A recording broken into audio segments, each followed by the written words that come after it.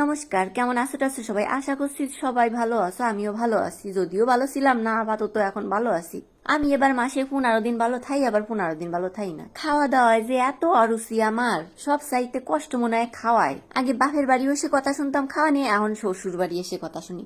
কি কফাল আমার। তো যাই হোক, 15 দিন আমার মুখে রুচি থাকে না, আর 15 দিন থাকে। তো এখন একটু রুচির টাইম চলতেছে। তো অনেকদিন আবার হাঁসের মাংস খাওয়ায় না আমাদের বাড়ি। আমাদের বাড়িতে আমরা দুইজনে একটু হাঁসের মাংস পছন্দ করি। আমরা দুইজন মানে আমি আর আমার কর্তা মশাই। আর আমার শাশুড়ি মা শ্বশুর মশাই হাঁসের মাংস খাইতে পারে না, দাঁতে সমস্যা আছে, আবার খাওয়ায়, আবার একটু সমস্যাও হয়, খাওয়ার পর নাকি ভালো লাগে না। তো যাই হোক, ওনাদের আবার একটু খাসির মাংসটা বেশি পছন্দ। তাই আমি আর কোনো সময় হাঁসের মাংসের কথা কই না। আমরা দুজন খাবো, খুব মজা মারি, আর আর দুইজন খাতে পারবে না এরকম আমার মন মানসিকতা না, আমি চাই না। এই জন্য আমি কোনো সময় মনের বলিও কই না। হাঁসের মাংস কিন্তু আমি খুবই পছন্দ করি। আগে বাড়ি বসে যদি একদিন মুরগির মাংস আনতো, তার 2 দিন পরে যে হাঁসের মাংস আনা লাগতো, খালি আমার জন্য। কারণ আমি মুরগির মাংস পছন্দই করতাম না। খাসিটা বরাবরই ভালো লাগে, কিন্তু স্পেশালি ভালো লাগা তো হাঁসের মাংসের উপর, তার বলি টলি না। আমার শাশুড়ি মা একদিন বলতেছিল, আমি শুনছিলাম যে হাঁসের মাংস খালি নাকি গায়ে বাত হয়, ওই ঠ্যাঙে ব্যথা হয়, জলের ভিতর থাকে তো হাঁস, কি জানি, আমি জানি না, কিন্তু খাইছি, জীবনে প্রচুর পরিমাণ খাইছি। ধুর, আমি তো সেই পুরনো কথায় ঢুকে যাচ্ছি বারবার, যাক বলতে আসছি আর কি।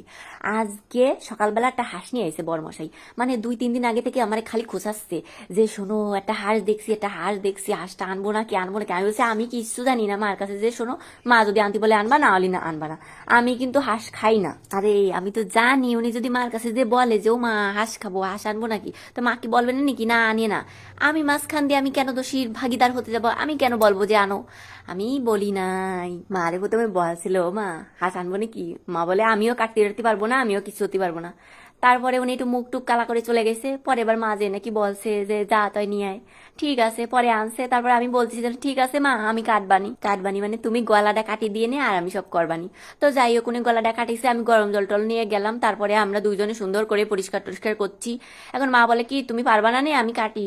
আমি কিন্তু সত্যি সত্যি ভেবে নিছিলাম যে আমি কাটবো, কারণ আমি বাবার বাড়ি বসে আমি কাটছি, ওই বাবার ড্রেসিং টেসিং করে এনে দিত, আমি পিস করতাম, ওই জল্লাদের মাইয়া আর কি।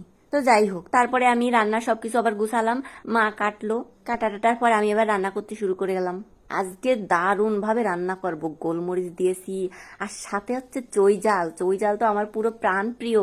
আর শোনো, খালি ভিডিওর ভয়েস শুনে না, একটু ড্রেসিংও শিখে নাও, ভবিষ্যতে কাজে লাগবে। আর যারা করতে পারে না তাদেরও কাজে লাগবে, শিখে নাও। হাসে কিন্তু গুড়ি অনেক লোম থাকে, এইগুলো পরিষ্কার করা যে কি ঝামেলার ব্যাপার। কিন্তু আমার শাশুড়ির মাথায় যা টেকনিক, ও টেকনিক খাটালি কোনো কিছুই ঝামেলার ব্যাপার না, আর কোনো কিছুই অসম্ভব না। আমরা হলে তো দিন ভরে নখ দিয়ে খুঁড়তাম, কিন্তু কত বুদ্ধি চিন্তা করো। যেমনি চোখে ভালো দেখা লোমগুলো তোলা হয়ে গেছে, অমনি করলো কি, হাসে সুন্দর করে হলুদ মাখলো, তারপরে গ্যাসের উনুনটা জ্বালিয়ে এমনি একদম পুড়িয়ে লোমগুলো সব ভ্যানিশ করে দিল। তোমাকে যদি কোনোদিনও সামনে হাঁসের মাংস কাটা পড়ে, তাহলে কিন্তু তোমরা একবার হলেই এই টেকনিকটা খাটাবা, ঠিক আছে? যদি সুফল না পাও তাইলে আমার একবার আসি বলবা। যদিও হাঁসের মাংস খাওয়ার বেস্ট টাইম হচ্ছে শীতকাল, একেবারে জবরদস্ত হাঁসের মাংস, সাথে ফুলকো শ্বাস পিঠে, বলো ব্যাপারটা কেমন জমবে। আর শোনো, কাটা থেকে রান্না এত সুন্দর করে রান্না করেছি, এই রান্নার রেসিপিটা কে কে চাও তাড়াতাড়ি আমাকে কমেন্ট করে জানাও, ঠিক আছে? তাহলে যদি কমেন্টের ভালো সাড়া পাই, তাহলে আমি রান্নার রেসিপিটাও দেবো। আর এই যে আমার ভুতু মশাই সবসময় আমার পায়ের কাছেই পড়ে থাকে, রান্না করার সময় হলেই ও এসে পায়ের কাছে গড়াগড়ি খায়। রান্না কিন্তু আমি আজকে একদম মন লাগাই করছি, আমি জানি খেতে কিন্তু একদম সেই হবে। আর প্রেশার কুকার একটু না দিলে না, প্রথমে ভাবছিলাম একটু না দিয়ে পারা যায় নাকি, তারপরে যা বুঝলাম না দিলে হতো না। একটু হাঁসের মাংস শক্ত শক্ত থাকে তো, আর শাশুড়ি মা শ্বশুর মশাইকেও খাওয়াতে হবে, এর জন্য প্রেশার কুকারে 5টার মতো সিটি দিলাম, মাংসটা বেশ গলে গেছে। আর এই যে আমি ভাত নিয়ে এখন বসে যাব, আর মাংসতে কিন্তু সেই পরিমাণ তেলও হয়েছে, আমার প্রিয় মাংস খেতে। তো আমি বসে পড়েছি, আর এই যে দেখো মাংসটা কত সুন্দর হয়েছে না, আর এই যে লেগ পিস। আর আমার যে কি ভালো লাগে, আমার সবসময় শুটকি ধরনের মাংসই বেশি ভালো লাগে। ও আর লাস্টে কিন্তু রসমালাই ছিল।